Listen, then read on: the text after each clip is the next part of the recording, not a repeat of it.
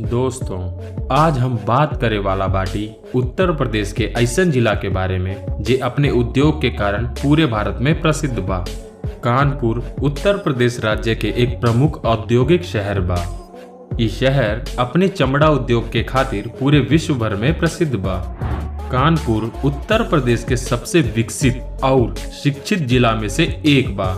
यही के साथे कानपुर उत्तर प्रदेश राज्य के पहला ऐसन शहर बा जौन भारत सरकार के सबसे ज्यादा टैक्स देला।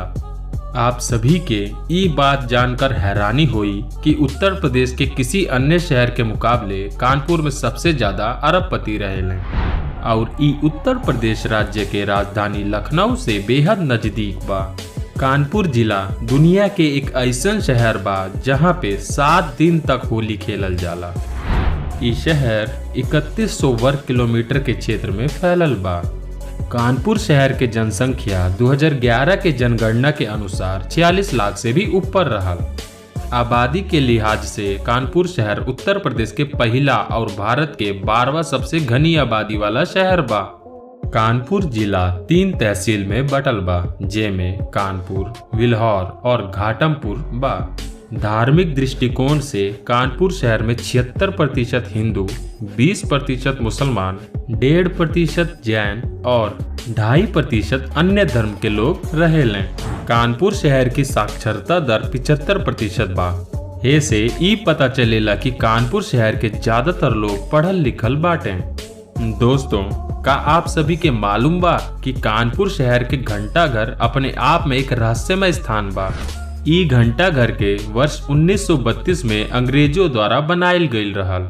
लोगन के ऐसन मान्यता बा कि पुरान समय में ई घंटाघर के सुई की आवाज लगभग 15 किलोमीटर दूर तक जात रहल। यहाँ तक शहर ही नहीं बल्कि आसपास के गांव के लोग ई घंटाघर की आवाज सुनकर अपने घड़ी के टाइम मिलावत रहले। कानपुर शहर उत्तर प्रदेश के एजुकेशन हब भी बोलल जाला और ई शहर की स्थापना संचेदी राज के राजा हिंदू सिंह ने कईले रहले। का आप सभी के मालूम बा कि कानपुर शहर के पुरान नाम कान्हापुर रहल और ई शहर जूही और सीसा मऊ गांव से मिलकर बनल रहल। कानपुर के परेड ग्राउंड में अंग्रेजों के शासन काल में परेड होत रहल और यही से आज के समय में ऊ स्थान के परेड ग्राउंड के नाम से जानल जाला। अंग्रेजों के शासन काल में कानपुर के परमट इलाके में से लोगन के नदी के एक ओर से दूसरी ओर जाए के खातिर अंग्रेजों से परमिट लेवे के पड़त रहल। यही के कारण आज ई इलाका के परमट के नाम से बुलावल जाला। कानपुर शहर रेल मार्ग, सड़क मार्ग और वायु मार्ग तीनों सुविधाओं से जुड़ल बा। दोस्तों, कानपुर रेलवे स्टेशन यहाँ के प्रमुख रेलवे स्टेशन बा। ई रेलवे स्टेशन उत्तर प्रदेश के ही नहीं बल्कि भारत के सबसे व्यस्त और बड़े रेलवे स्टेशन में से एक बा। दोस्तों, कानपुर शहर में कई बॉलीवुड फिल्म भी बनल बा, जेमे दबंग 2, बाला, बंटी और बबली आदि कई अन्य फिल्म कानपुर शहर में शूट कइल बा। कानपुर शहर अपने खूबसूरत पर्यटन स्थलों के वजह से भी जानल जाला। यहाँ पर हर साल लाखों सैलानी कान्हा श्याम की खूबसूरती के देखे आवेले। दोस्तों, का आप सभी के मालूम बा कि दिल्ली की तरह ही कानपुर में भी मेट्रो दौड़े वाला बा। कानपुर में मुख्यमंत्री योगी आदित्यनाथ जी ने मेट्रो के लोगन तक जल्द शुरू करे के वादा कइले बाटे। हम आपके बता दे कि कानपुर में मेट्रो रूट के तैयार कर दिहल गइल बा और यहाँ पर काम जोरों से चल रहा बा। उम्मीद बा कि वर्ष 2022 तक यहाँ पर मेट्रो दौड़े लगी। तो आई भाई लोग, अब जानल जा कानपुर के ऊ पर्यटन स्थल के बारे में जेकरे बिना कानपुर शहर घूमल अधूरा बा। दोस्तों, पहला स्थान बा गंगा बैराज।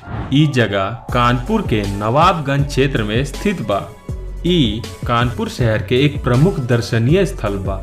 पावन गंगा नदी के तट पे बसल गंगा बैराज के स्थापना सन 2000 में कई गई रहल और इस स्थान पे शाम के समय डूबता सूरज और गंगा के पावन लहरें मानो लोगन के अपने ओर आकर्षित करेला और लोग एकांत में बैठकर शांत माहौल के अनुभव करेला।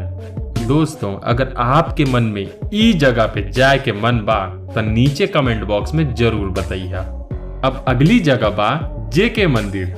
ई कानपुर शाखा के सर्वोदय नगर इलाके में स्थित बा। ई मंदिर के निर्माण सन 1960 में जेके ट्रस्ट के द्वारा करायल गयल रहा। ई मंदिर भगवान श्री राधा कृष्ण के समर्पित बा। ई मंदिर में हिंदू वास्तुकला के एक अद्भुत नमूना बा। यहाँ पर जन्माष्टमी और दिवाली के पावन अवसर पे स्थानीय पर्यटक के भीड़ देखे के मिलेला। तो दोस्तों अब बात करल जा कानपुर के चिड़ियाघर के बारे में। ई चिड़ियाघर वर्ष 1971 में बनल रहा। ई चिड़ियाघर भारत के सर्वोत्तम चिड़ियाघर में से एक बा। क्षेत्रफल के आधार पे ई भारत के तीसरा सबसे बड़ा चिड़ियाघर बा। ई चिड़ियाघर के एलन फोरेस्ट जू के नाम से जानल जाला। यहाँ पर आप लोगन के बाघ, शेर, तेंदुआ, भालू, लकड़बग्घा जैसे कई छोट बड़े अन्य जानवर देखे के मिल जाई। हाल ही में अगर बात करल जा तो यहाँ पर हिरण सफारी भी खोलल गईल बा। तो दोस्तों कानपुर शहर के ई सभी पर्यटन स्थलों के अलावा कई अन्य पर्यटन स्थल भी शामिल बाटे, जेमें फूलबाग, आइस्कॉन मंदिर, परमट मंदिर, जल स्क्वायर मॉल, नाना राव पार्क, जाजमाऊ का टीला और एकरे अलावा भी कानपुर में कई अन्य प्रमुख दर्शनीय स्थल शामिल बा। तो दोस्तों आप सभी के कानपुर के ई वीडियो कैसन लगल कमेंट करके जरूर बताइए। वीडियो पसंद आयल तो वीडियो के लाइक, शेयर और सब्सक्राइब करल मत भूलिए। जल्द मिलत है एक नया रोमांचक जगह के साथ।